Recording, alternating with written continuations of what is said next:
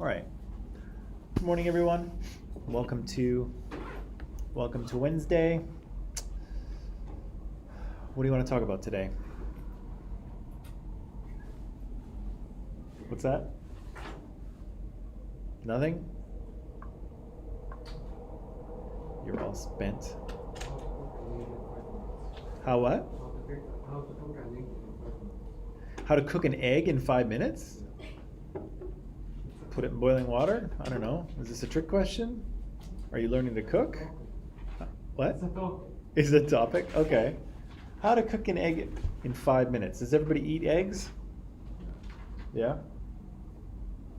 How do you like your eggs cooked? Or do you just like them cooked?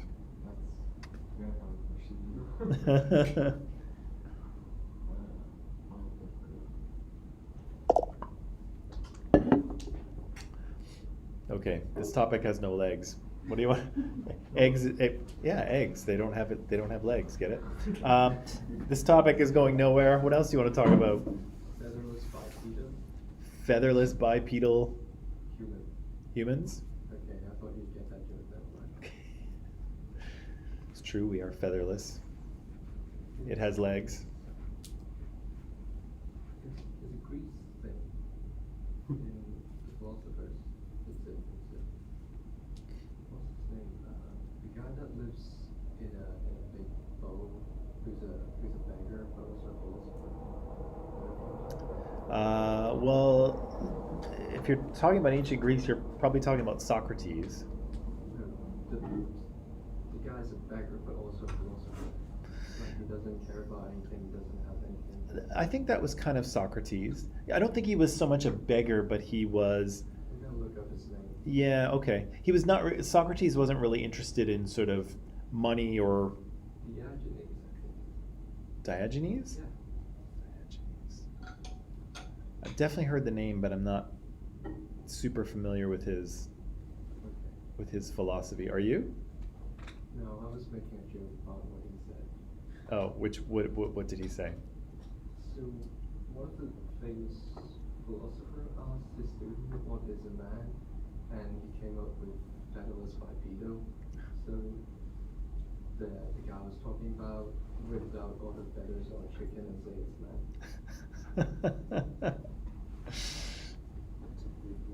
Right. So the question of what is a man? A featherless bipedal creature, to which he plucked all the feathers off a chicken and said, "Here, it's a man." Yes. Funny. I hadn't heard that story, actually.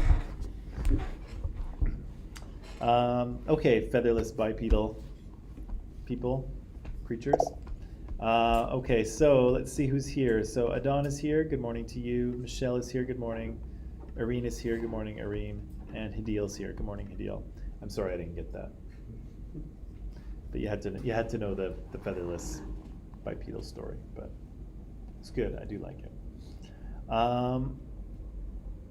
Right. So here we go. Yesterday we were kind of tying up loose ends on China. We talked about the beginning of Qin dynasty after this warring states period. A Qin emperor manages to take control of all these states, and then he introduces this kind of approach of legalism, right? So instead of the emperor just kind of making up the rules as he goes, we're going to have a formal code of law, right? Similar to Hammurabi from, a couple thousand years before, but in this case, it's different from Hammurabi's code because Hammurabi had different punishments depending on who you were in society, right? So rich, powerful people, sometimes they got to, if they were punished, they would pay a fine. If you were a slave, you would probably be killed or you'd have part of your body cut off, which is brutal.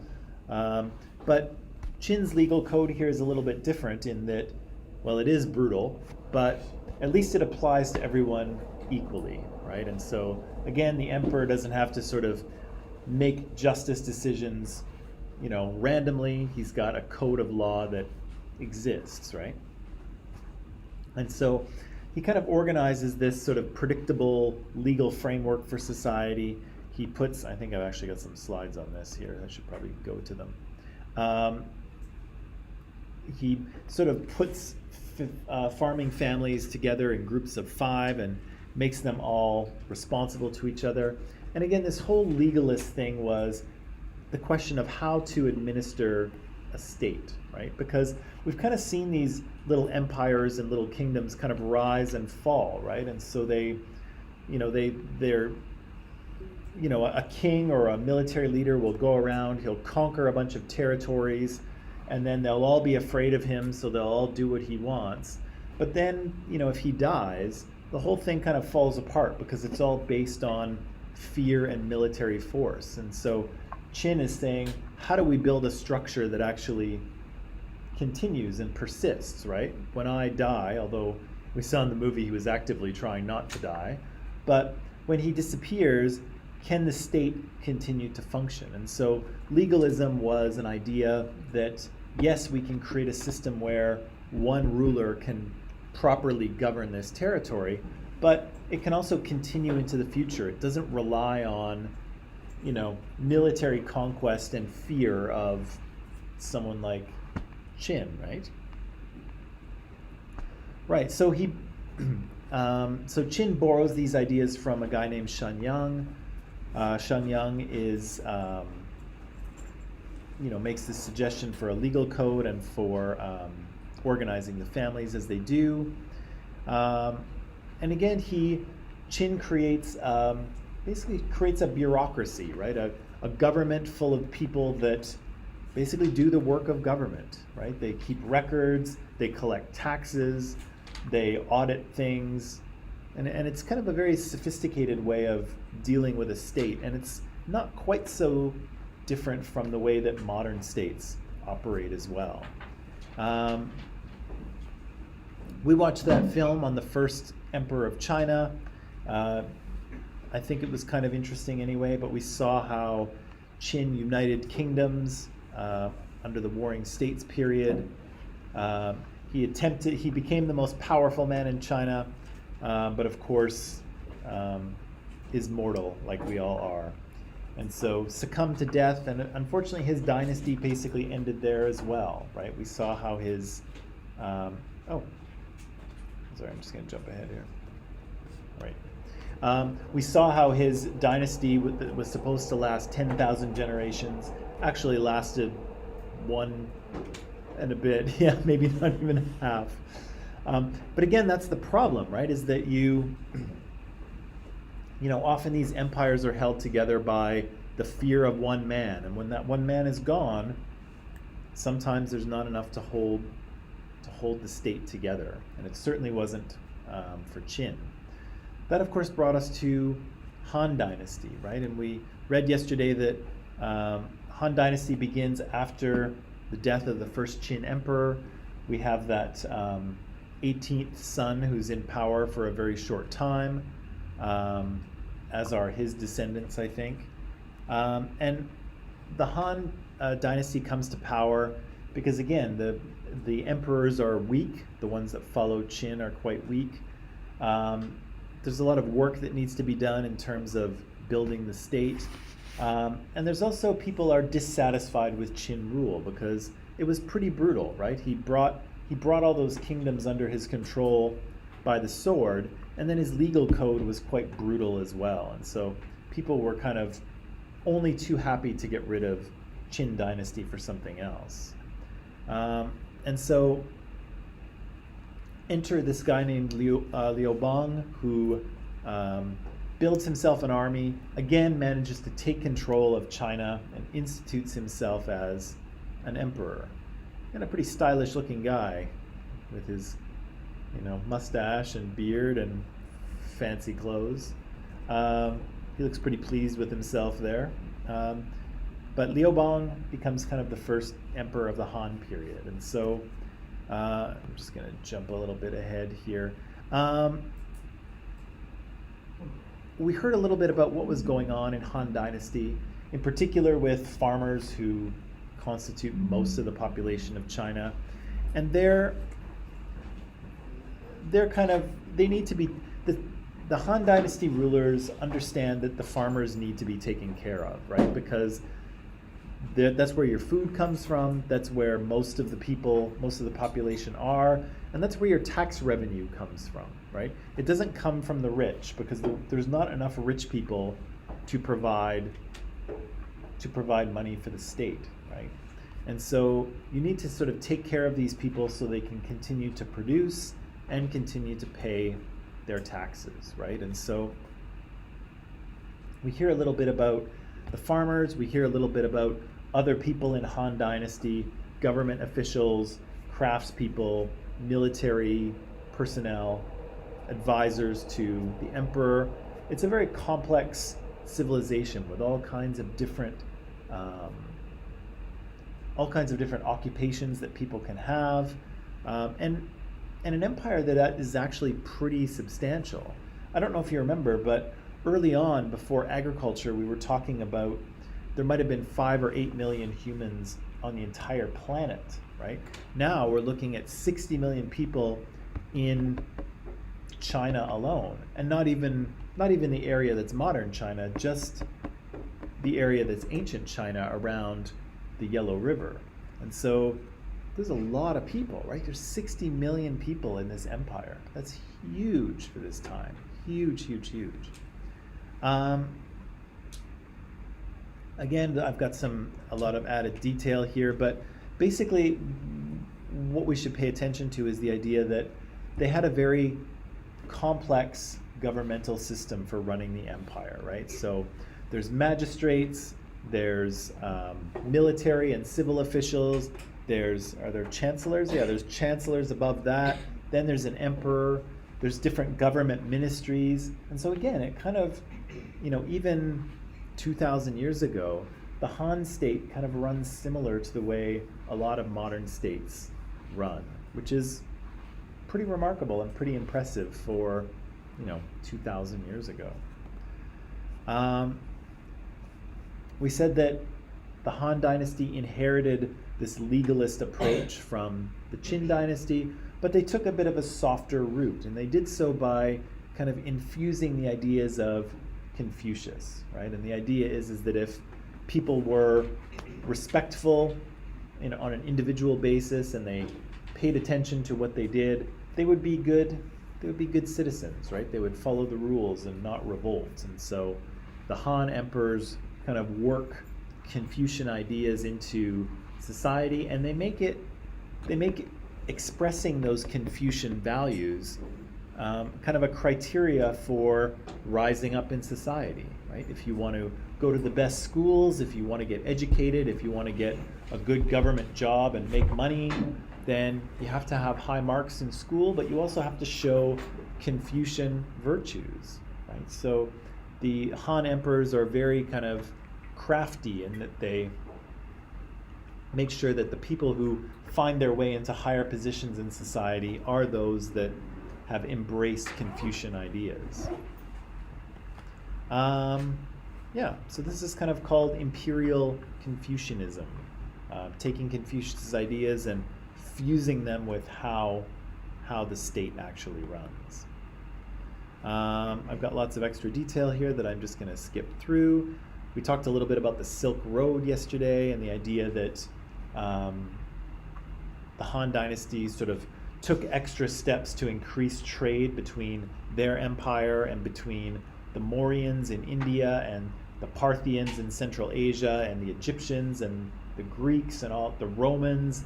And so all of that trade was going along what they called the Silk Road, right? And so the Han dynasty took some extra steps to protect that trade route, and in doing so, they were able to increase trade and make more money, right? Because even 2,000 years ago, making money is important.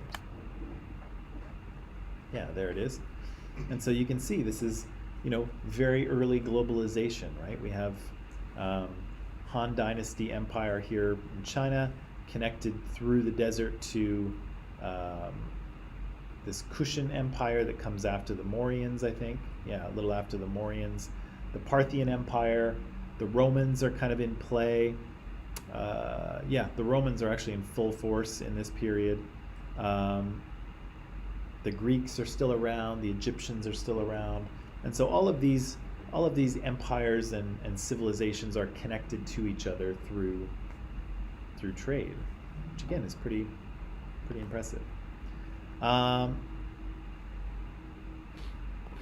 Let me just jump here to this. So we were just kind of summarizing some of the things that we had learned from China yesterday, right? The fact that China was and still is a very geographically diverse area, 2 major river valleys, the Yellow and the Yangtze.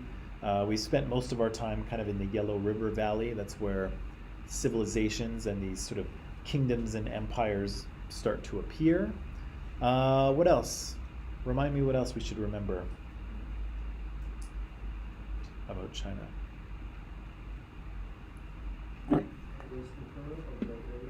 What's that? The first empire has worked in that area. Mm-hmm. So many politics have so many different cultures. Yeah, we've had kind of a centralized control of that area for most of its history, right? They've had dynasty after dynasty that rules China, starting out with the Shah, and then the Shang, and then the Zhou, and then we have the Warring States, and then we have the Qin, and then we have the Han, and we have multiple dynasties that come after that. And again, that takes us all the way up until 1911, shockingly. So yeah, China has kind of a long, mostly unbroken thread of monarchical rule, right? Either with a king or an emperor, up until, again, they declare the Republic of China in 1911. Unbelievable. What else? So the government we do not talk a lot about the religion, but at the end we have seen a switch in what they government used to order them to believe in, Imperial Confucianism. Yeah. Yeah, so it's, maybe it just wasn't part of our reading and part of our textbook, but it seems that we're not dealing with a super religious culture, right? At least not in the way that ancient Egypt was. Ancient Egypt, everything was about religion, right? Because again, the head of their government was a god, right? Here we have a society that seems a little less invested in their religion. We heard about Taoism, which is kind of humans living in alignment with the way. And Taoism is a trans-theistic belief system as well, right? At first, there's really no gods, right? There's just living in accordance with the universe. And so it's similar to Jainism and Buddhism that way, because it imagines that the universe exists in its own kind of, according to its own rules, right? And if there are gods, fine, but they don't really control the universe. The universe controls itself. So Taoism and Jainism and Buddhism are kind of similar in that way, or at least the sort of base forms of them are. But yeah, so we hear about that, and we hear about these Confucian ideas, which is more of a philosophy, I guess, than a religion. But they get mixed into how the state runs and sort of becomes a part of people's lives, right? And that was an important function of religion, was it not? To provide, kind of, to help maintain the social order. And so here, these Confucian values are kind of stepping in for religion, right? If the religious ideas aren't so clear about proper behavior, philosophy steps in and says, okay, this is how we should behave as human beings, maybe, right? What else?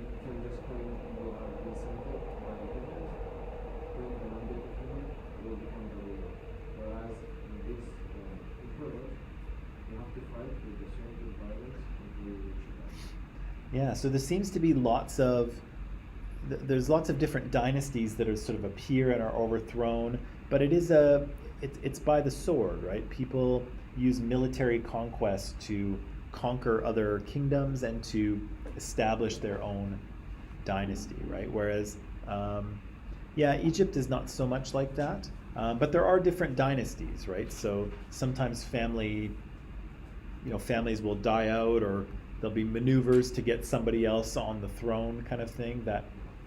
Those things happen in ancient Egypt as well. But here, it seems like a lot of military conquest and sword fighting in order to gain power, right? What else? Yeah, they have a lot of warfare, a lot of conflict in this history, but it's pretty much all internal, right? China's kind of fortunate in that they're kind of far enough east that they don't really have anyone, sort of interfering in their business, right? The Indians are kind of separated from China by the Himalayas. If you go east, there's a huge kind of open, dry desert area in Central Asia that you have to conquer, that you have to cross. And so it's a long way, right? And so the Indians don't really find their way into China to cause any trouble for the Chinese. And the other civilizations are really just too far away, right? And in fact, Alexander the Great will make it the closest to China, but he won't make it to China because his generals will say that's enough, right? What else? I've seen other cultures where they have intensive agriculture, but not available the solution to education, making people learn and develop in other way other than agriculture and working. Yeah. We see that. As this society gets sort of more, as it gets competent in growing its own food, it can diversify and look at doing other things, right? At first, different crafts, but then eventually kind of looking into rationality and thought and philosophy and asking itself big questions about how it should be, how should society be, how should we have an ideal society, right? So, and Mulder made kind of an interesting comparison to Maslow's hierarchy of needs, right? And so once a society has its basic needs met, it kind of frees itself up to do other things, right? To aspire to be more, right? And yeah, we kind of see that. We see that happening in Greece. We see it happening in India. We see it happening in China as well. What else? I've seen switch of beliefs and values where they at the beginning they used the values with other more farms, more crops, but at the end they started valuing who has more education and kind of thing. Right. I guess that's true, right? There's maybe there's a bit of contrast to be seen between profit and monetary power versus knowledge and education, right? And yeah, and China, ancient China becomes a very educated society for the period, right? There are people educating others. There are people teaching and learning to read and write and think and philosophize, right? And I guess China and Greece have that in common, because Greece is another civilization that will have a strong kind of educational or philosophical component to it. Anything else?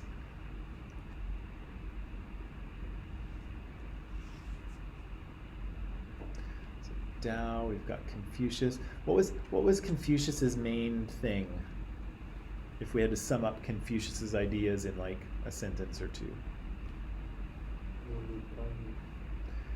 Yeah, with kindness and with humanity, right? So everything you do should be done in the interests of being human, being empathetic, being compassionate towards others, right? So,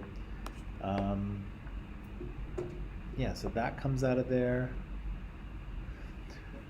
One thing we didn't really talk too much about is technology with China, but ancient China is an inventor of quite a few technological innovations. And so we've kind of skipped over that. Sometimes in ancient China, they like to focus on that because there are things, like gunpowder, for instance, that the Chinese invent quite early on.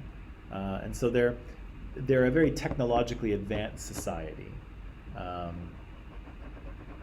We've kind of haven't really paid too much attention to that in this section of the course, but it's probably worth saying that they were innovators in that way as well.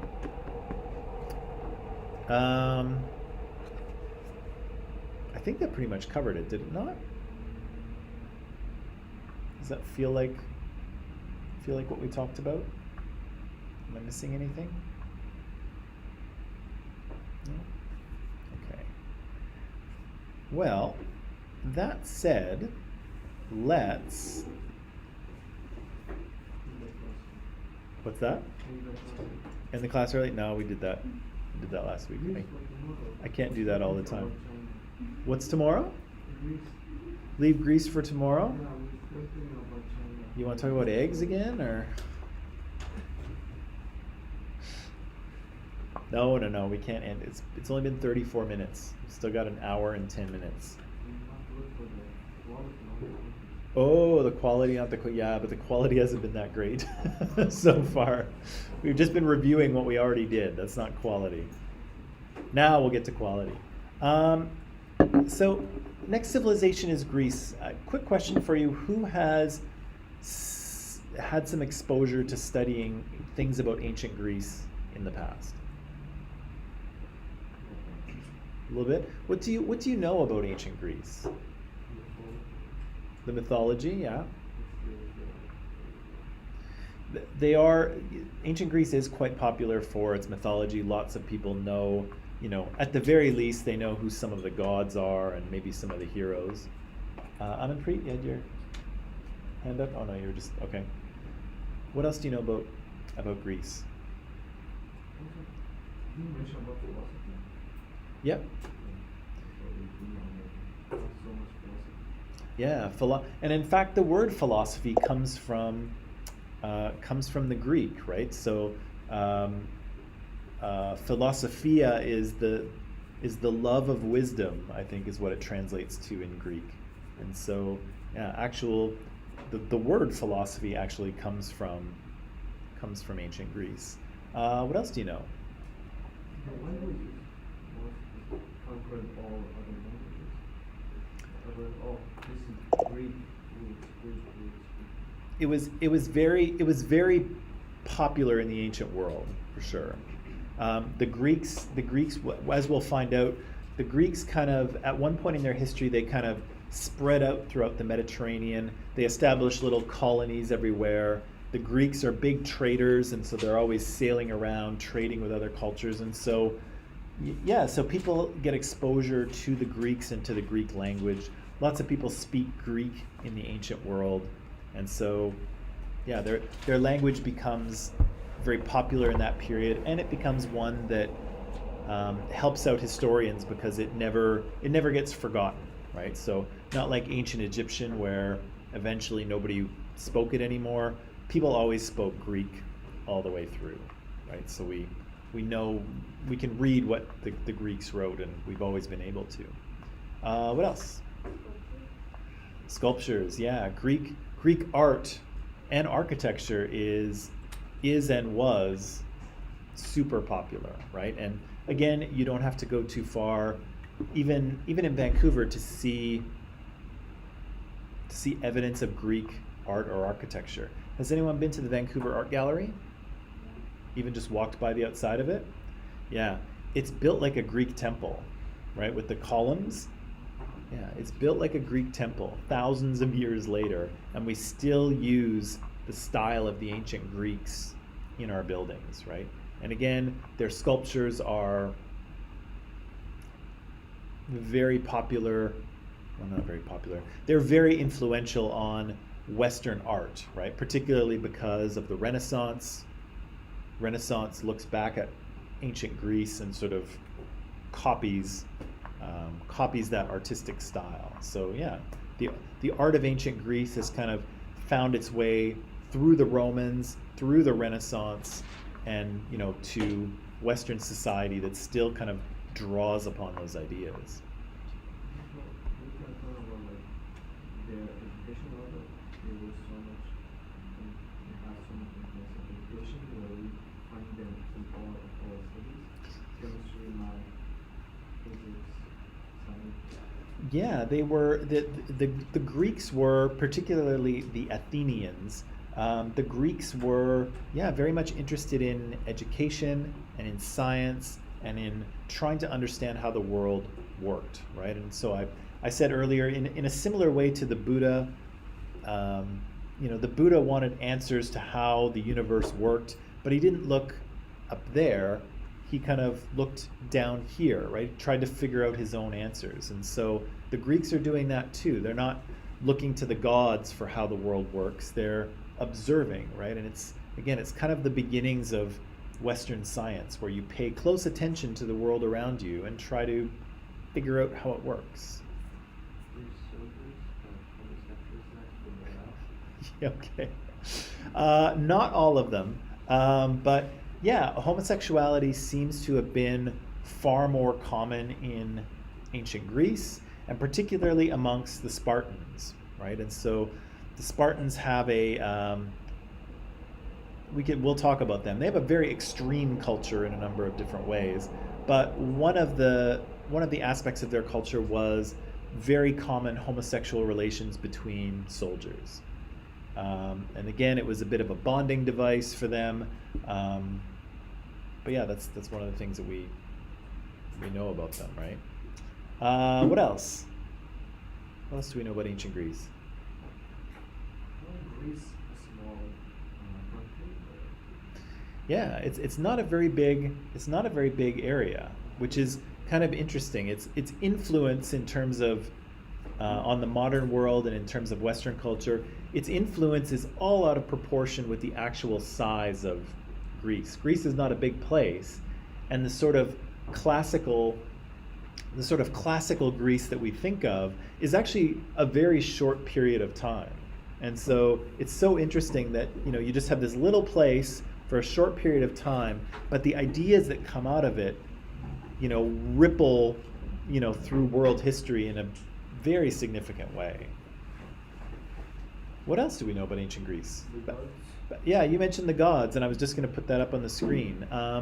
We know the Greek gods through their stories, but also through the Romans, right? Because the Romans are going to look back at ancient Greece, and they're going to be very inspired, and they're going to heavily plagiarize from the Greeks in terms of Mars.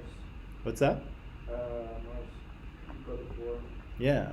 So yeah, Mars is the Roman god of war, but really he's Ares, right? They just ripped off the Greeks, and they rip off the Greeks in terms of their religion, their art, their architecture, their literature, their plays, everything. The Romans draw very heavily from the Greeks that came before them. What else?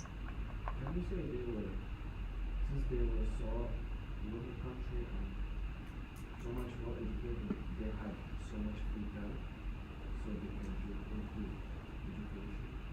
They had not so much like imperialism wars, maybe. We'll talk about that, because Greece is weird in that way. So the civilizations we've studied so far have a very predictable pattern, right? So there's a group of people, they live in a river valley, they start to farm intensively, they grow more food than they can eat, and then society kind of grows and becomes more complex. That's the story we've heard a few times already, but that's not Greece's story. Greece is actually weird because it's not heavily agricultural, and it's not it doesn't form around a river valley. It's a very different country. And so it's kind of it's weird, and we'll read about that very shortly. It's kind of weird in that way. It doesn't follow the pattern of other civilizations. It's got its own thing going on. What else?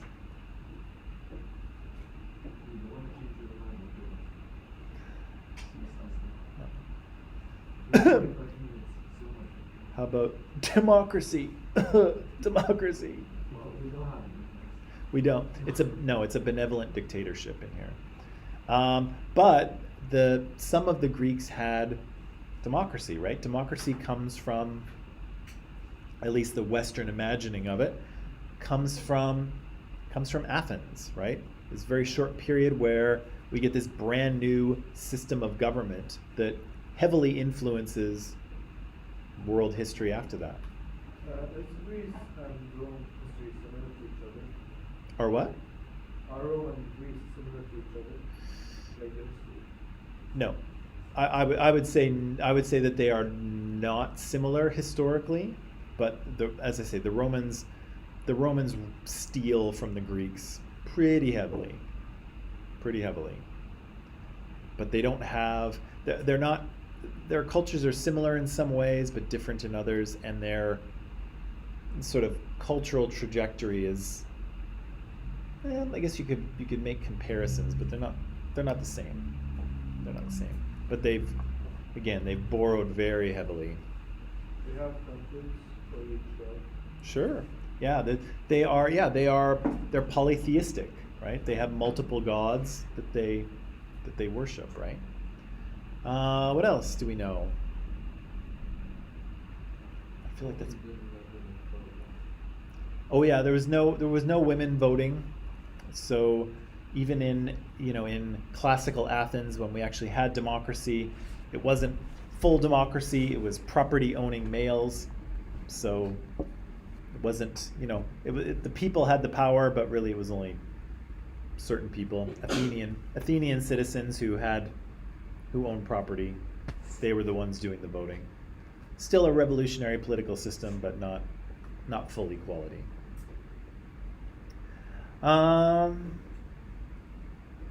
Okay, well that's a good start. We'll talk about, of course we'll talk about some of those things in a little more detail. But as I say, Greece is a pretty interesting part of the world because of the effect it's had on Western civilization and global history, but also because, as I say, it doesn't really fit the pattern that we've seen from other cultures and civilizations. It's kind of weird, right? It's kind of weird in how it develops. So that said, I've got some things to show you, but what I'd like to do is just kind of dive in and do just a little bit of reading, because one of the things we'll need to understand is, again, what Greece is like in terms of its geography and its landscape, and what a polis is, because Greek history and Greek politics and culture and all these things is going to be related to this thing called a polis. So we need to know what a polis is. So take a little bit of time, do some reading, and then we'll talk about these questions because we'll need to understand these things first.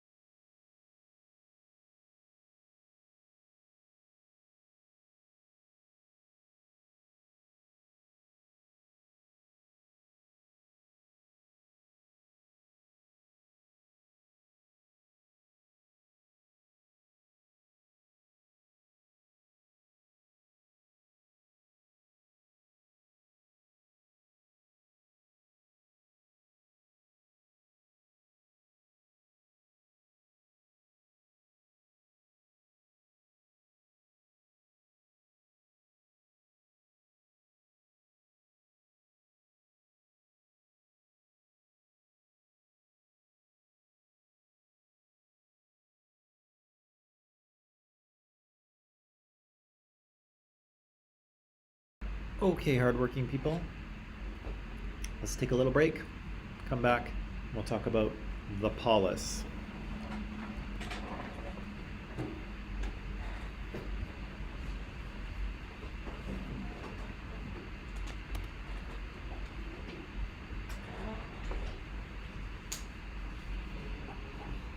What's going on here?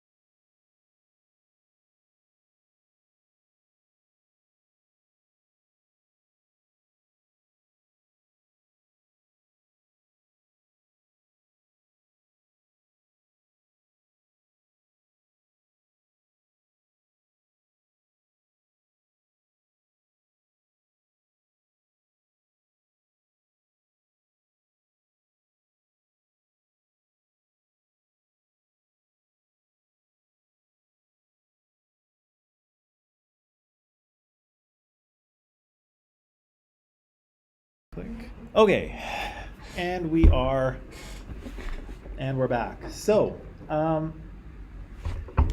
tell me, enlighten me, what's a polis? It's a thing? It's a city-state, okay.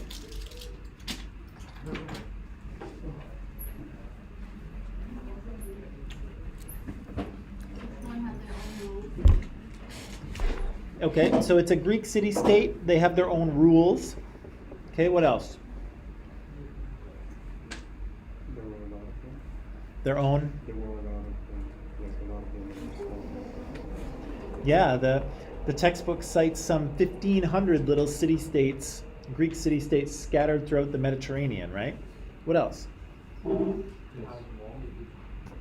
They have what? Different gods, yeah. And laws, yeah. They're small. Yeah, some of them only have a few thousand people living in them. Good. What else? Or is there anything else? Yeah, Athens and Sparta are probably the two kind of most famous, or at least most significant to ancient Greek history. Of course, there's other ones like Argos and Corinth and Thessaly and who else?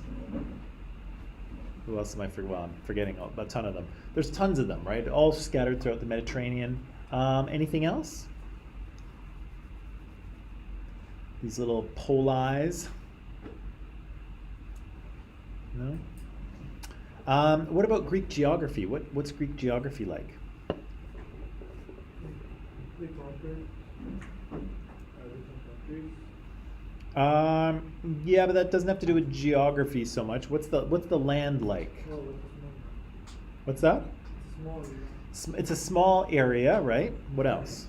So widespread, where you have some parts in Turkey where compared to where they are right now, it's like far away. Yeah, so the modern country that we think of as Greece is a little bit different from the ancient world, right? Because ancient Greece is in Greece, but it's also scattered throughout the Mediterranean, right? The Greeks established little colonies all over the place, and so the Greek world is kind of a lot bigger in the ancient past than it is today. Although, keep in mind that they don't control, they don't really control the whole Mediterranean, but they're spread out that way. What else about geography? What's isolated? Polis? Yeah, all those little Greek city-states, those little polis, or polises, if you want to say, they're all kind of isolated from each other, because what's Greece like? Yeah, it's really rocky, it's really mountainous, and so, it's not really that good for agriculture, it's not really good for growing things, except for, what do they grow? No, I'm just kidding, they don't grow that. They don't grow that. They grow olives, right? So olive trees grow really well in Greece. They've got some farming happening, but it's not a really great place to farm. It's really rocky and kind of arid, and so all these little city-states are kind of isolated, right, from each other to some degree. And also, the geography kind of makes it difficult for people to conquer all of Greece, because you can't just, if it's flat, you can just kind of march your army across the landscape and take over everyone in your path. But when things are rocky or mountainous, it's difficult to get a big army through the mountain passes, and people can, shoot arrows at you from over top, and it's just really difficult to move an army through the mountains, right? And so, what?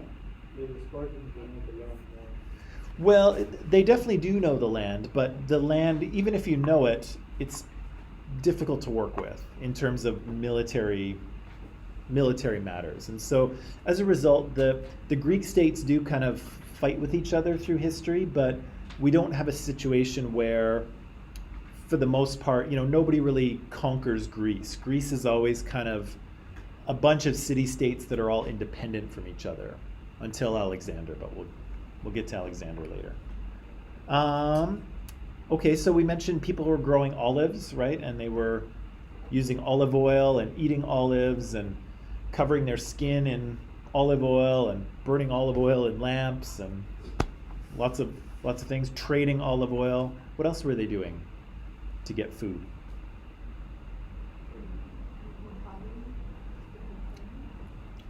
Say that again, the pottery? Right, so they were, I guess that's more of a raw material question, but they were making a lot of pottery to contain this olive oil, right, and to sell it on the market. Some of those pots are priceless artifacts now, but at the time they were just kind of things that you bought olive oil in.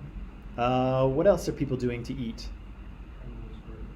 Yeah, they're herding animals, right? So mountainous areas are much more suited to herding, right? You can't grow crops on the side of a mountain, right? But you can, have a herd of goats and have them grazing on the side of the mountain. That's easy enough to do. So yeah, the Greeks are herding animals. They're doing a little farming where they can. They're growing lots of olives. What else are they doing to eat? Actually, I don't even know if they mentioned this, but what else are they doing to eat, do you think?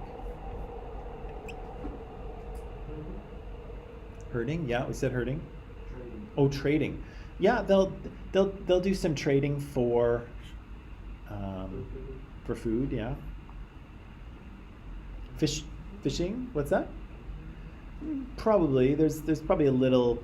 There's probably not much to hunt, but they probably do a bit of hunting. Definitely fishing, right? Because Greece is surrounded by the Mediterranean, so lots of fish. People are eating lots of fish in ancient Greece. And raw materials, we've talked about the clay. What else do they have in terms of raw materials?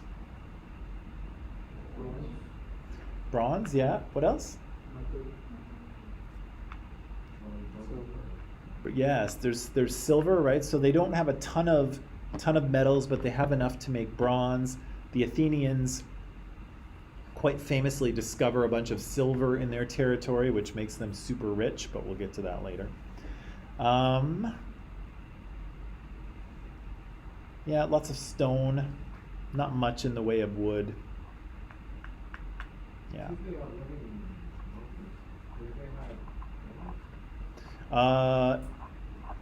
I don't know that there's any. I don't know if there's any mention of diamonds.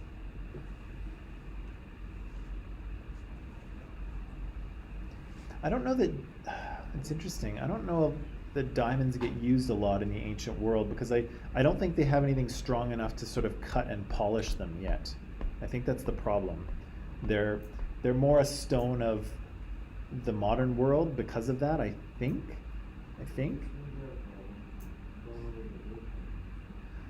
I feel like, in the ancient world anyway, you tend to see different gemstones like rubies and sapphires and emeralds and lapis lazuli and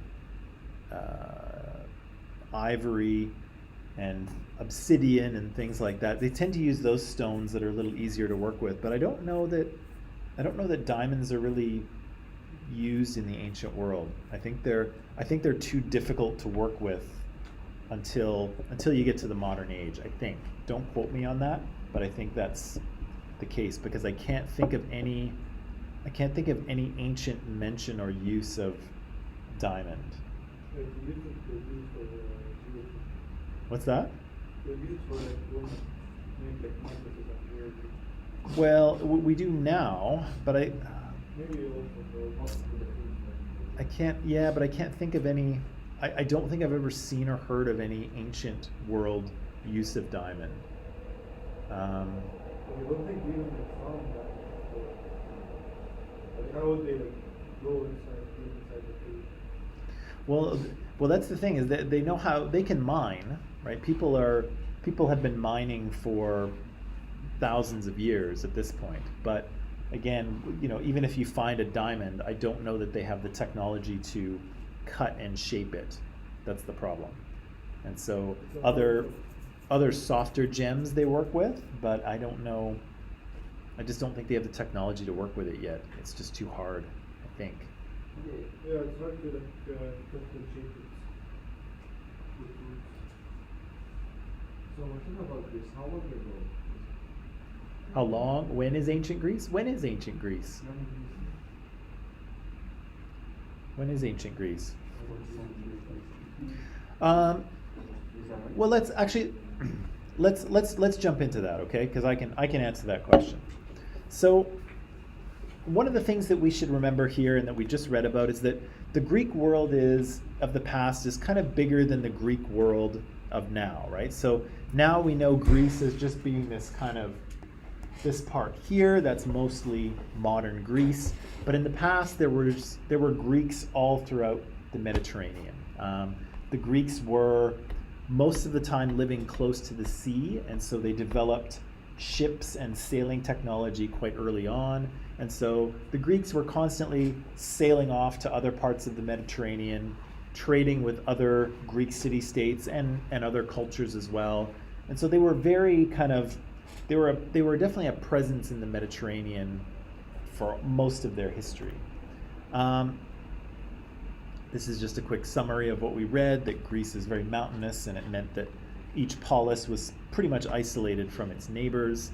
I have some pictures to show you here just because Greece is quite a beautiful country. Lots, very rocky. You can see how rocky and mountainous it is, but also quite green and beautiful.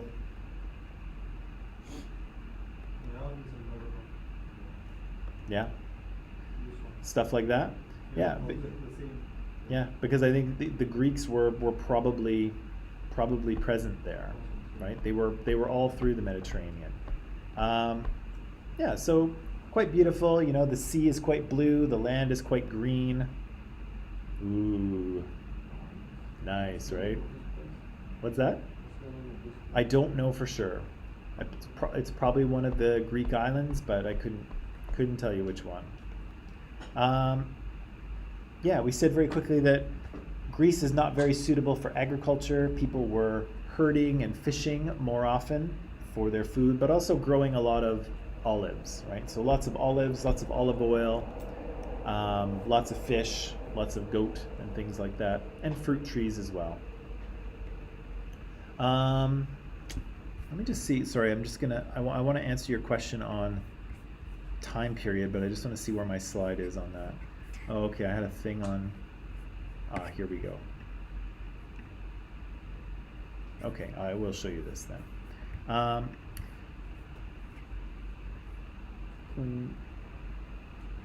Some of our knowledge of ancient Greece comes from pottery, and so we have these very classic Greek vases that you don't often see, but you see them in museums nowadays. Sometimes they have black figures here, sometimes they have red figures here, and what's kind of so interesting about them is that they're priceless works of art now. They're in the museum, but at the time they were just pots that people made, and so they weren't, there was nothing really special about this pot. Somebody probably would have bought olive oil in it, and the oil was probably more expensive than the pot itself, but now we look at it and say, oh my gosh, it's a priceless work of art. Often what you see on these vases is elements of Greek mythology. So here you see, this is from the sort of classic Greek epic poem, the Iliad, and here you see Achilles killing, I think her name is Penthesilea, and Achilles gets into a conflict with Penthesilea during the Trojan War, and he fights with her, and he doesn't realize she's a woman. So he's fighting her, hacking away with swords, and then he knocks off her helmet and stabs her at the moment that he looks in her eyes and falls in love with her at the same time. Tragic, right? What's that? He just killed the love of his life. Yep. Just look, because that's the way the Greeks were. They were very romantic. Sometimes you see, and here's another Greek myth that we may talk about here. This is I think this is Actaeon. Actaeon accidentally sees Artemis, the goddess of the moon and the hunt. He accidentally sees her bathing in the forest. And so, what's that? Yeah, she turns him, so in punishment, she turns him into a deer, and then his hunting dogs track him down and rip him to shreds. Anyway, we'll come back to those stories a little bit later. Right. So Greek history here, at least in terms of civilization, starts again around 5,000 years ago. And so the sort of classical Greece that when you think of ancient Greece, that comes later. That's maybe around 400 or 500 BC, so about 2,500 years ago. But the sort of very beginnings of Greek history, or the civilization we know as Greece, starts in the Bronze Age around 5,000 years ago. And so we've got civilizations on the mainland, where Greece is now, called Mycenaeans. And then we have Minoans, who are living on this island of Crete, which is a large island in the Mediterranean. Both of these civilizations seem to have been centralized, so they have big palaces for their rulers. Both of them seem to have been writing things down in a written language, which we call Linear A and Linear B. I think that, gosh, I forget. Is it one or both of them that we don't know how to read? There's at least one that we cannot read, and maybe both. And it's a different written language than ancient Greek and modern Greek. So it's something totally different. But I heard that the modern and the ancient Greek words, like some are still used in the modern language. Sure, yeah. Some of them. Kind of similar. Some of them are still used in English, right? In social justice, we talked about the patriarchy, right? And patriarchy comes from two ancient Greek words, patros for father and archon for ruler. And so we frequently borrow from Greek, well, English does anyway. English borrows from everything, that's why it's such a mess. But yeah, we borrowed a lot of Greek and Latin words and prefixes and suffixes in English. And so patriarchy is just one word. It's just one word that comes to us from ancient Greek. Archaeology is another one, right? Archaeus, I think, is old. Logos is kind of the way or the manner, right? So archaeology is the way of the ancients, right? So we do it all the time. So Greek history starts out in the Bronze Age here with these two kind of civilizations, a Minoan civilization on Crete that comes a little earlier, and then a Mycenaean civilization which develops slightly thereafter. After that, we're going to move into a Dark Age period. And so it's going to be dark because basically, you know how we saw in other civilizations where things became kind of centralized and complex, and then that sort of political and economic centralization seemed to disappear and people sort of fanned out into the hills kind of thing? The same thing will happen in Greece. We'll see kind of a centralization of economic and political control with the Mycenaeans and the Minoans. And then around 1100 BCE, we'll kind of see that centralization collapse and people will sort of go off and live independently for a little while. So we kind of don't know what's going on in this period because nobody's writing anything down. And in fact, people stop writing in those two languages altogether. That's why we can't read them, because people lose the ability to read and write in linear A and B. And then when we get to about 700 BCE, we see people creating a new written language, a new script, and that's ancient Greek.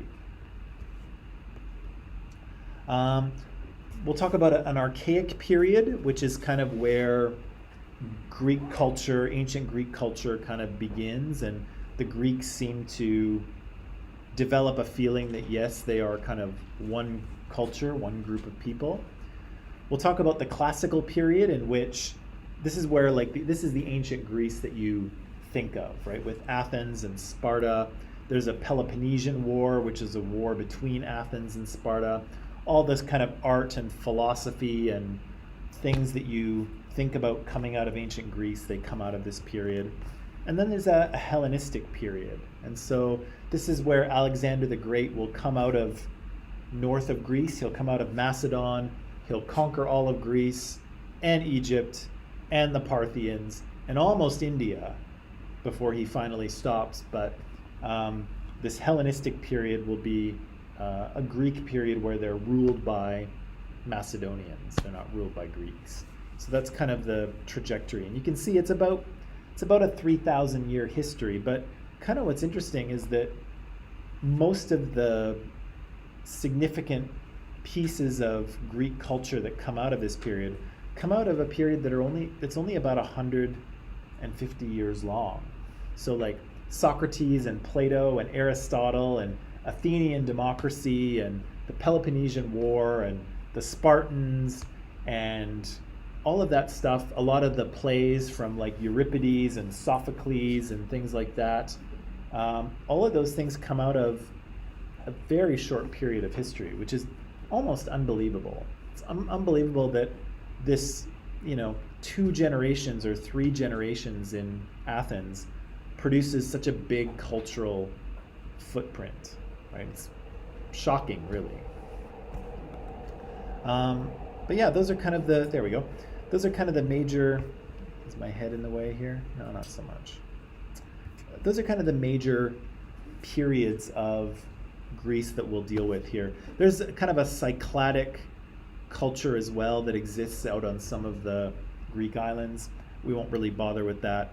So you can see the Minoans here on that green island, the Mycenaeans on sort of the purple mainland, and then, hello, nope.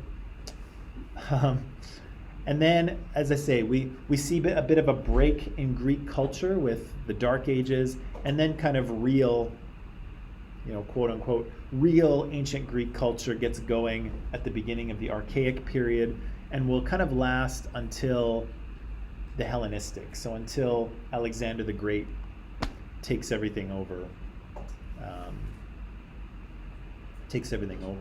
And you can see that Greece will, after that point, Greece will really never be an autonomous region. They'll always be under the control of someone else. So they're under the control of Macedon, the Hellenistic kings. Then they'll be conquered by the Romans. Then the Roman Empire will split into a Byzantine Empire, and the Byzantine Empire will rule over Greece. And then the Ottomans will take over eventually. And then once the Ottoman Empire crumbles, then Greece will finally become a modern country like we know it. So Greece is kind of an independent nation until Alexander. And then once Alexander conquers them, they really won't get to be an independent country again until the modern world. What else should we say about this? Maybe nothing. Right. So these are at the beginning of, or in Bronze Age Greece before the Dark Ages, these are kind of the 2 cultures that we're dealing with. A Minoan civilization, which is on that island of Crete, and a Mycenaean civilization, which is on the mainland in that purple area. So this is Crete. We've got lots of archaeological evidence from Crete from the Bronze Age. Some palaces, some houses, some tombs, some kind of temples or shrines. All of these are kind of scattered around the island. Probably the most popular one is a main palace complex at a place called Knossos. And at Knossos, there's this big palace. You can see some kind of classic elements of Greek architecture with the columns and so on. This is what it looks like today, although it's been partially rebuilt, if you want to go and check it out. But the palace itself at Knossos used to be quite a structure. Again, you can see lots of stone, lots of pillars, lots of different rooms and pathways and things like that. This is the text that they were using, and again, if you've seen what Greek text looks like either in the ancient world or the modern, you will see that this is a totally different situation. And I'm fairly certain that we do not know how to read this text, and so it's still a mystery. People forgot how to write it during the Dark Ages, and we've never been able to learn what it says to date.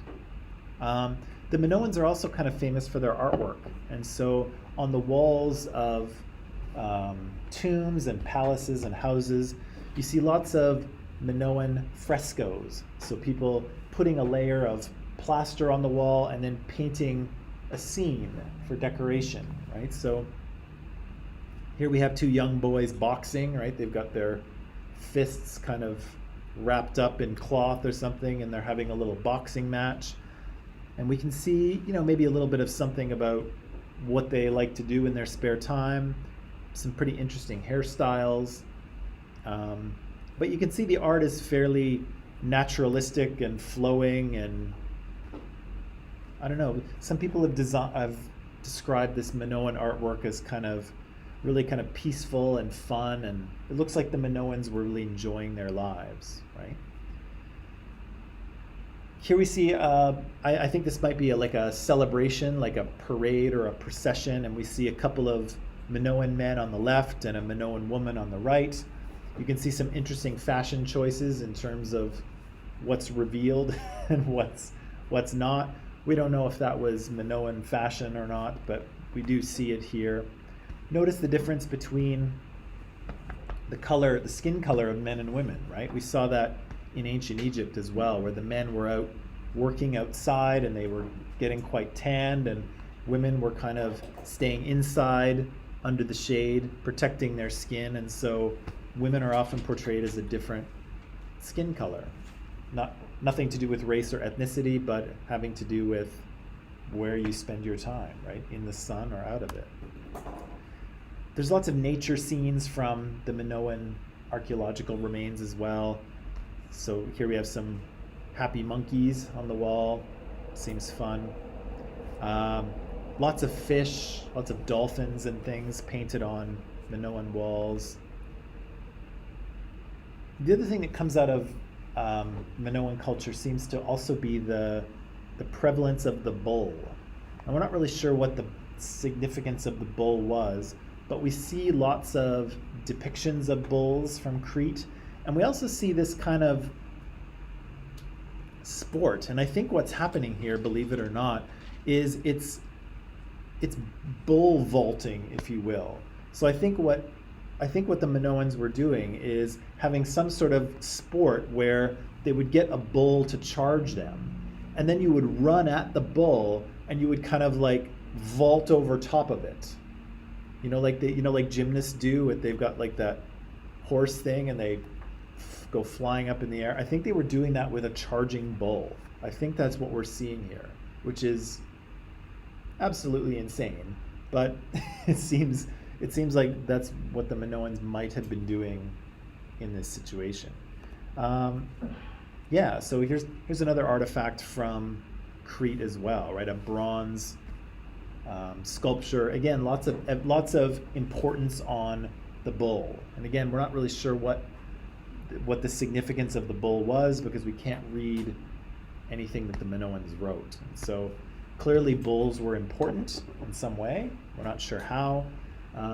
But the other connection to that bull idea is the Greek myth of Theseus and the Minotaur. And so the Minotaur here is this half bull, half man type creature that lives on Knossos. And so the myth had it that King Minos of Crete had this creature trapped in a maze, and the Greeks would have to sacrifice young people to the Minotaur, and the Minotaur would hunt them down and eat them in the maze until Theseus here goes and kills the Minotaur. Greek myth. But again, there's that connection of the bull. The Minotaur is kind of the Yes. There's the. Do you know the story? Yes. So, Basically, the queen heads up to the board. Yeah, I think she was. She was cursed somehow. The gods cursed her, and so the king's wife fell in love with a bull, and so she found a way to have sex with the bull, and then conceived a child, and the child was this half man, half bull creature, which later was imprisoned in the maze. And then Theseus kills it. Yeah, lots of Greek myths are kind of weird that way. Anyway, we're just about out of time today, but we are out of time today. But we'll come back tomorrow. We'll talk a little bit more about the Minoans and the Mycenaeans and the Dark Age, and then kind of move on from there. So that is all for today. Pack it up. I will see you tomorrow.